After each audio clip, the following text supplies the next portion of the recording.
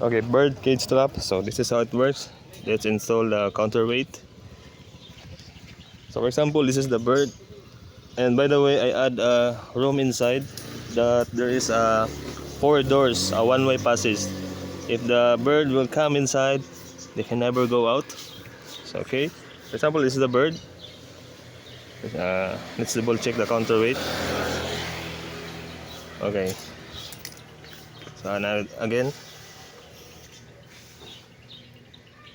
if that's the bird, right? Let's install the second door.